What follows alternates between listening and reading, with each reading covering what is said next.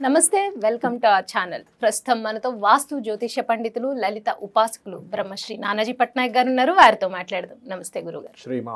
గురుగారు, మార్చి 29 ఉగాది వస్తుంది కదా. ఉగాదితో చాలా మందికి అష్టమ శని, అర్ధాష్టమ శని, ఏలినాటి శని తొలగిపోతుంది, కొంతమందికి స్టార్ట్ అవుతుంది. అలాగే చాలా గ్రహాలు వాటిక కానీ లేకపోతే గ్రహ మార్పు కానీ జరుగుతూ ఉంటుంది కదా. అటువంటి వాళ్ళు ఈ సంవత్సరం అంతా బాగుండాలి అనుకున్నప్పుడు ఏ రాశి వాళ్ళు ఏ భగవంతుని ఆరాధించాలండి ఈ సంవత్సరం మొత్తం కూడా? తప్పకుండా అమ్మా. ఫస్ట్ ఆఫ్ ఆల్ ఏంటంటే రాశి కంటే లగ్నం ప్రధానం. మెయిన్ లగ్నం తీసుకోండి. లగ్నం తెలియని వారు రాశి నుంచి చూసి 2 hours ఆఫ్ స్పామ్లో మారుతుంది. రాశి అనేది 2.5 days ఉంటుంది ఒకే దగ్గర. కాబట్టి మైన్యూట్గా వెళ్తే మనకు లగ్నం ఈజ్ మోస్ట్ అంటే ఎక్కువగా పనిచేస్తుంది మన మీద. లగ్నం అంటే జీవుడు, రాశి అంటే ఆ వ్యక్తి యొక్క మనస్సు, మానసిక స్థితి, తల్లి గురించి చెప్పేది లగ్నం, రాశి అనేది. అయితే రాశి వల్ల కూడా కొంత ఉండదు. ఆ మనిషి యొక్క మనస్తత్వం ఎట్లాగా ఏమిటి అనేటువంటిది కూడా ఉంటుంది. అయితే ఇక్కడ మనం లగ్నం గురించి కనుక తీసుకున్నట్లయితే ఫస్ట్ మేషలగ్నం వారు తీసుకుంటే వీరు ఎప్పటికీ కూడా లైఫ్ లాంగ్ వీరు ప్రార్థించవలసినటువంటిది సూర్యుడిని ఆరాధన ఎక్కువగా చేయాలి. సూర్య ఆరాధన. అందులోనే ఎవరికైనా గాయత్రి జపం కనుక వాళ్ళకి చేసుకునేటువంటి ఉంటే కనుక ఖచ్చితంగా వాళ్ళకి ఉపనయనం అయితే గాయత్రి చేసుకోవడం అన్నిటికంటే గొప్పది. అయితే ఇందులో కూడా పంచమ స్థానాధిపతి రవి అయ్యాడు కాబట్టి మనం ఇది చెప్తాం. దీంతో పాటు ఆ రవి యొక్క స్థానంలో ఇంకేదైనా గ్రహాలు ఉన్నాయి, అప్పుడు ఆ గ్రహ అధిష్టాన దేవత అంటే సింపుల్గా చెప్తానండి మీకు. ఇది ఎట్లా అంటే ఒక్కొక్క గ్రహం ఉంటే ఒక్కొక్క దాన్ని బట్టి, ఇప్పుడు రవి ఉన్నాడు, సూర్యుడు, చంద్రుడు ఉన్నాడు, గౌరీదేవి, అట్లా కుజుడు ఉన్నాడు, స్కందుడు లేదా బుధుడు ఉన్నాడు, విష్ణుమూర్తి, ఇలాగ మారుతూ ఉంటుంది. ఇది పంచమంలో ఏ గ్రహం ఉంటుందో ఇది మెయిన్గా మేషం వారు చేసుకుంటూ ఉండాలి. అలాగే ఈ మేషం వారికి ఇప్పుడు ఏలినాటి శని ప్రారంభం కూడా అవ్వబోతుంది కాబట్టి నెక్స్ట్ కేతువు రాబోతున్నాడు కాబట్టి జూన్ నుంచి సూర్యభగవానుడితో పాటు గణపతిని కూడా ఆరాధించాలి వీళ్ళు. కొంచెం ఏలినాటి శని ప్రారంభం అవుతుంది కాబట్టి గోవులకు కాస్త బెల్లం తినిపించడము, అదేవిధంగా నూనెని దానంగా ఇవ్వడం, ఇన్వెస్ట్మెంట్ చేసే విషయంలో జాగ్రత్తగా ఉండాలి వీళ్ళు. ఇక వృషభం వారికి కనుక చూసుకున్నట్లయితే వీళ్ళకి ప్రస్తుతం పంచమంలో కేతువు ఉన్నాడు కాబట్టి జూన్ వరకు గణపతి ఆరాధన ఖచ్చితంగా చేస్తూ వీళ్ళు పర్మనెంట్గా లైఫ్ లాంగ్ చేయవలసినటువంటిది విష్ణు ఆరాధన ఎక్కువగా చేయాలి. ఓం నమో నారాయణాయ, ఇది బ్రహ్మాండంగా పనిచేస్తుంది వీరికి. దీంతోపాటు వీళ్ళకి లాభంలోకి వస్తున్నాడు శని. లాభంలోకి రావడం, లాభాధిపతి 2లోకి వెళ్ళడం అనేటువంటిది వీళ్ళకి ఈ సంవత్సరం ఫైనాన్షియల్గా కూడా మంచి గ్రోత్ ఉంటుంది. కానీ ఈ 5th హౌస్లో కేతు ఉన్నందుకు 6th month వరకు నిర్ణయాలు తీసుకునేటప్పుడు కొంచెం జాగ్రత్తగా ఉంటూ ఇందాక నేను చెప్పినట్టుగా విష్ణు గణపతి ఆరాధన చేసుకుంటే బాగుంటుంది. ఇక మిథునం వారికి కనుక చూసుకుంటే వీళ్ళకి దశమంలోకి వస్తాడు శని. వీళ్ళకి దశమ శని వల్ల ఏమిటి అంటే వర్క్ స్ట్రెస్ పెరుగుతుంది, వర్క్లో మార్పులు ఉంటాయి. కానీ వీళ్ళు నిత్యము ఆరాధించాల్సిన దేవతాస్వరూపం లలిత అమ్మవారిని, అమ్మవారి యొక్క ఆరాధన ఎంత చేస్తే అంత మంచిది వీరికి. ఓకే. ఇక అదేవిధంగా కర్కాటకం వారు చూసుకుంటే వీరు ఎక్కువగా స్కంద ఆరాధన చేయాలి. స్కందుడిని ఓం సుబ్రహ్మణ్యేశ్వర స్వామి అయిన నమః లేదా ఓం స్కందాయ నమః నామస్మరణ చేస్తూ వీరికి కర్కాటకం వారికి భాగ్యంలో శని ఉంటాడమ్మా. భాగ్య శని వల్ల ఏమవుతుందంటే ఇప్పుడు అష్టమ శని అయిపోతుంది వీళ్ళకి. ఈ మార్చితో ఎప్పుడైతే మార్చ్ ఎండింగ్తో అష్టమ శని అయిపోతుందో చాలా మటుకు లేట్ అవుతున్నటువంటివన్నీ కొంత ఫ్రీ అవుతాయి.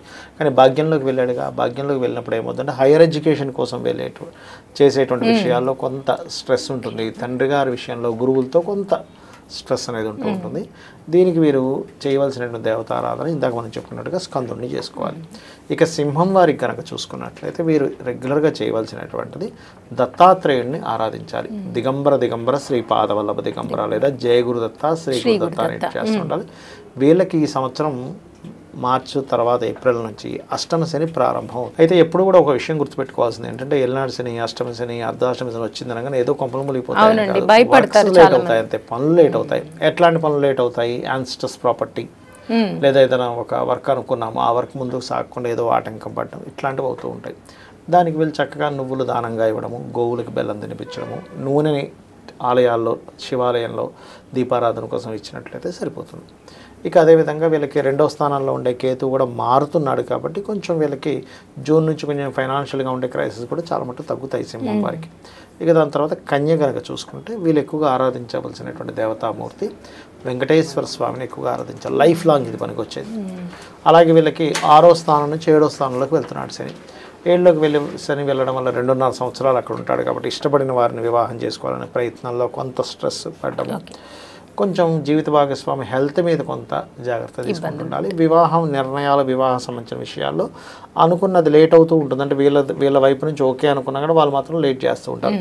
ఇలాంటి విషయాల్లో లేట్ అవుతుంది అన్నప్పుడు కాస్త శనికి సంబంధించిన దానం ఇస్తే మంచిది. ఇక తులవారికి కనుక చూసుకుంటే వీళ్ళు ఎక్కువగా కాళికా అమ్మవారి ఆరాధన చేయాలి. సర్వసాధారణంగానే శని 6వ స్థానంలోకి మారుతున్నాడు కాబట్టి వీళ్ళకి ఇంతకాలం పంచమంలో ఉన్నాడు. పంచమ కాలం ఉన్నప్పుడు ఏమవుతుందంటే నిర్ణయాలు ఆలస్యంగా తీసుకోవడం వల్ల ఇబ్బందులు పడతారు. అలాంటిది 6వ స్థానంలోకి వెళ్తే ఏమవుతుంది అంటే వీరికి పర్టికులర్గా 6th హౌస్ సాటర్న్ ఆల్వేస్ మీరు ఏదైతే ఎఫర్ట్ పెడతారో ఆ ఎఫర్ట్కి తగ్గట్టుగా మీకు ఫలితం వస్తుంది 6వ స్థానంలో శని ఉన్నప్పుడు. సో అందుకని ఏంటి వీళ్ళకి కాళికా ఉపాసన చేయడము అండ్ 6వ స్థానం శని మంచిది, దానికి ఏం ప్రాబ్లం ఏం లేదు.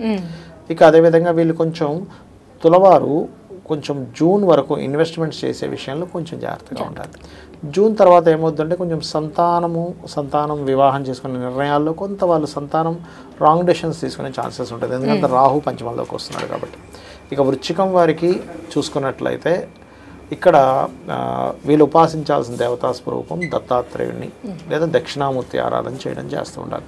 వీళ్ళకి పంచమంలోకి వెళ్తున్నాడు శని. ఇంతకాలం అర్ధాష్టమి శని ఉన్నది మారుతుంది. సో అర్ధాష్టమి శని ఎప్పుడైతే పోతుందో వీళ్ళకి కలిగేది ఏమిటంటే ఏదైనా ఒక ఆఫీస్ పెట్టుకుందాం అనుకున్నది గతంలో ఆగిపోతున్నాం, ఇప్పుడు ముందుకు కదులుతాయి. ఏదైనా ఒక కన్స్ట్రక్షన్ రిలేటెడ్ సంబంధించింది ఏదైతే ఉంటుందో అది ఆగిపోయిన కన్స్ట్రక్షన్ ముందుకు కదలడం, లేదా హోమ్ లోన్స్ అనుకుంటున్నాం రావట్లేదు ఇప్పుడు రావడము, ఏదైనా ఒక విద్యా సంబంధించిన బ్యాక్లాగ్స్ ఉండిపోయి ఇక్కడ నుంచి క్లియర్ అవ్వడం అనేటువంటిది జరుగుతుంది. కాకపోతే వీరు కొంచెం పంచమంలో శని ఉన్నప్పుడు సంతాన సంబంధించిన విషయంలో కొంత స్ట్రెస్ ఇస్తూ ఉంటాడు. దానికి కూడా కాస్త ఈ నువ్వులు నూనె దానం ఇవ్వడం ద్వారా తొలగిపోతుంది. ఇక ధనస్సు వారికి కనుక చూసుకుంటే వీరు ఎక్కువగా నరసింహస్వామిని కానీ సుబ్రహ్మణ్యేశ్వర స్వామిని కానీ ఎక్కువగా ఆరాధించాలి. వీరు ఆరాధించాల్సింది. వీళ్ళకి అర్ధాష్టమి శని వస్తుంది. వృశ్చికం వారికి ఎలా అయిపోతుందో ధనస్సు వారికి వస్తుంది కాబట్టి వీరేంటి విదేశాల్లో ఇంటికి సంబంధించిన లోన్స్కి సంబంధించిన కన్స్ట్రక్షన్ రిలేటెడ్ సంబంధించిన విదేశాల్లో చదువుకునేటువంటి విషయాల్లో కొంత స్ట్రెస్ ఉంటుంది. ఇది తగ్గాలంటే కొంచెం హయగ్రీవ స్తోత్రం జ్ఞానానందమయం దేవం నిర్మల స్ఫటికాకృతిం ఆధారం సర్వ విద్యానాం హయగ్రీవం ఉపాస్మహే. అదేవిధంగా 10,000 ఉండే కేతు కూడా మారబోతున్నాడు కాబట్టి వీళ్ళకి కొంచెం కెరీర్ విషయంలో జూన్ తర్వాత బాగుంటుంది. అయితే వీళ్ళు నరసింహస్వామి ఆరాధన ఎంత చేసుకుంటే ధనుసు వారికి అంత బాగుంటుంది. ఇది లైఫ్ లాంగ్. ఇక మకరం వారికి కనుక చూసుకుంటే వీళ్ళకి మకరం వారికి అమ్మవారి ఉపాసన, లలితాదేవి యొక్క ఉపాసన లేదా ఓం శ్రీమాత్రే నమః అనుకోవడం మకరం వారికి బ్రహ్మాండంగా పనిచేస్తుంది. వీరికి 3లోకి మారుతున్నాడు శని, అంటే ఏలినాడు శని అయిపోతుంది. సో 3లోకి మారినప్పుడు ఏంటంటే పట్టుదల, ధైర్యము, కృషి పెరుగుతాయి, దానివల్ల లాభాలు ఉంటాయి. ఇక కుంభం వారికి కనుక తీసుకున్నట్లయితే పర్టికులర్గా కుంభం వారికి పంచమ స్థానాధిపతి బుధుడవుతాడు కాబట్టి విష్ణువుని ఆరాధించడము మంచిది వీళ్ళకి. అయితే వీళ్ళకి జన్మరాశి నుంచి శని 2వ స్థానంలోకి వెళ్ళాడు, అంటే ఫైనాన్స్ స్థానంలో వెళ్ళి కూర్చున్నాడు. కాబట్టి ఏమిటి అనవసరంగా ఎక్కువ ఖర్చులు పెడుతున్నామా, డబ్బు ఎవరికి పెడితే వాళ్ళకి ఇస్తున్నామా, వాళ్ళు మళ్ళీ రిటర్న్ ఇస్తారా ఇవ్వరో అని తెలుసుకోకుండా మనీ ఇస్తున్నామా వాళ్ళకి అనేటువంటిది మాత్రం కొంచెం చూసుకొని ఇవ్వాలి కుంభం వారు. ఇక అదేవిధంగా కాస్త అష్టమ స్థానంలో కేతు ఉన్నాడు. యాన్స్టస్ ప్రాపర్టీస్ విషయంలో చిన్న చిన్న తర్జన భర్జనలు అవుతుంటాయి. తర్వాత సప్తమంలోకి వస్తాడు కేతువు.